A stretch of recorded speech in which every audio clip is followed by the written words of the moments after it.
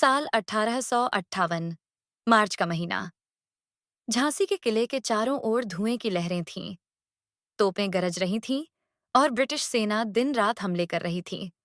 लेकिन झांसी की रानी लक्ष्मीबाई अभी भी दृढ़ खड़ी थीं, अपनी प्रजा की, अपने आत्मसम्मान की और अपने भारत की रक्षा के लिए।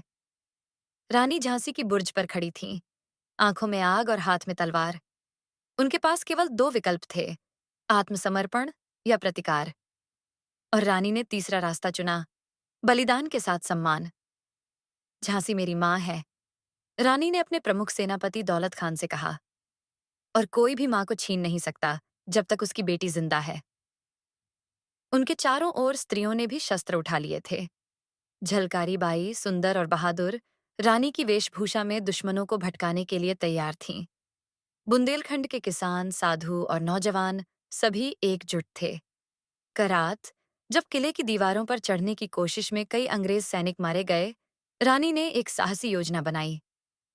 हम उनके शिविर पर सीधा हमला करेंगे, दुश्मन को वहीं मारेंगे जहां उसे चोट लगेगी। उसकी तैयारी पर। अगली सुबह सूरज के साथ रानी ने अपने घोड़े बादल पर चढ़कर एक छोटी टुकड़ी के साथ हमला बोला। उनकी तलवार बिजली की तरह चमक रही थी।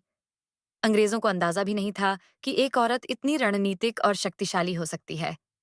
लेकिन हर युद्ध में केवल बाहरी दुश्मन नहीं होते, अंदर से भी कुछ लोग गिरा सकते हैं।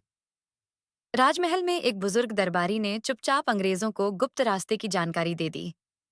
किले में तोपों के सामने एक दीवार ढह गई और अंग्रेज सैनिक अंदर घुस आए।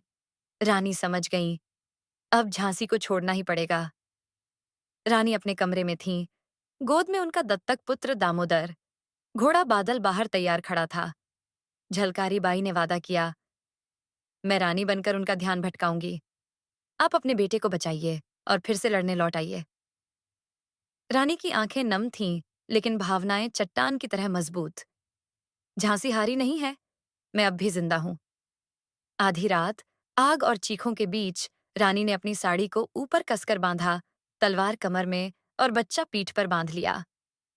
बादल हवा में सरपट दौड़ा, गोले उनके पीछे पड़ रहे थे, लेकिन रानी की आंखें केवल आगे देख रही थीं।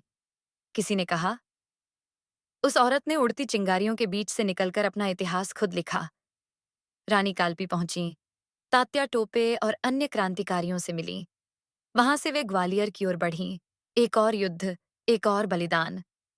लेकिन झांसी का वह दिन, जब एक माँ, एक रानी और एक वीरांगना, तीनों रूपों में उन्होंने अपनी मातृभूमि के लिए युद्ध किया, इतिहास के पन्नों में अमर हो गया। मैं अपनी झांसी नहीं दूंगी। ये सिर्फ एक वाक्य नहीं था, ये एक प्रतिज्ञा थी, जो आज भी हर भारतीय को गर्व और साहस देती है।